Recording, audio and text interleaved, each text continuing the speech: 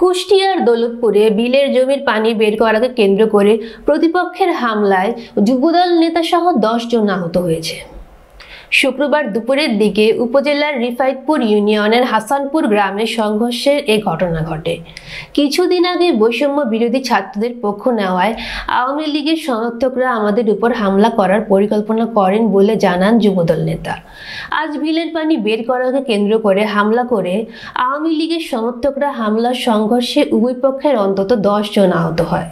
আহতদের মধ্যে উপজেলা যুবদলের যুগ্ম আহ্বায়ক মোহাম্মদ মজনু হোসেন, হাবিবুর রহমান, ফরিদ, আসাদুল সহ কুষ্টিয়া জেনারেল হাসপাতাল ও দৌলতপুর হাসপাতালে চিকিৎসাধীন অবস্থায় আছে।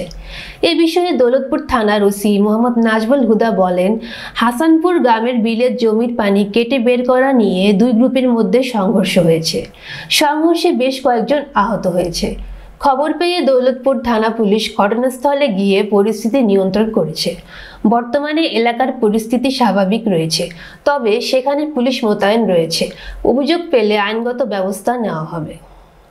গ্রামের আওয়ামী লীগেরা ওরা সন্ত্রাসী হিসাবে একদিন ধরে মাইক্রো করছে, বাসাতে ছিল। হঠাৎ আমি রুটি তৈরি করেছি, রুটি খাতে হাতে যাচ্ছে, আর আমার এক ছোট বোন বললো যে বাবাই ওখানে মারামারি করে। কে বলছে গ্রামে মারামারি করতে হবে কি জন্য? ও রুটিটা হাতে করে বের হয়েছে রাস্তায়।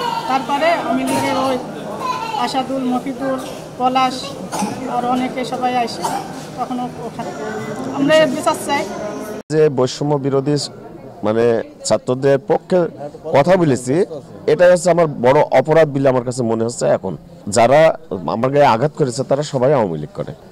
নাম হচ্ছে আসাদুল, মফিদুল, জাহিদুল। তারপরে যখন আমাকে বেকট আঘাত করা শুরু করে তখন আর আমি আর বলতে পারবো না, তবে ওরা 10-12 জন। এই যে আওয়ামী লীগরা বিতর্কিত হবে, এখনো বৈষম্য আন্দোলনের ছাত্র দলের পক্ষ থেকে আমার তার পক্ষে কথা বলার জন্য আমার কুষ্টিয়া দৌলতপুর থানা যুবদলের যুগ্ম আহ্বায়ক মিজানুর রহমান মজনুকে যে অতর্কিতভাবে এসব আওয়ামী লীগ ক্যাডাররা যে তাকে মারধর এবং খুন করতে গিয়েছিল, এর প্রতিবাদ জানাই এবং এর পরিপ্রেক্ষিতে তাদের বিলম্ব গ্রেপ্তার এবং বিচার চাই। হ্যাঁ ভাই, এখনো পর্যন্ত কোনো পক্ষ আসে নাই, আসলে আমরা এধার নিব আর কি। এখানে হচ্ছে কি ওই যে একটা পুকুর সংক্রান্ত বিষয় নিয়ে মানামারি হয়েছে আর কি।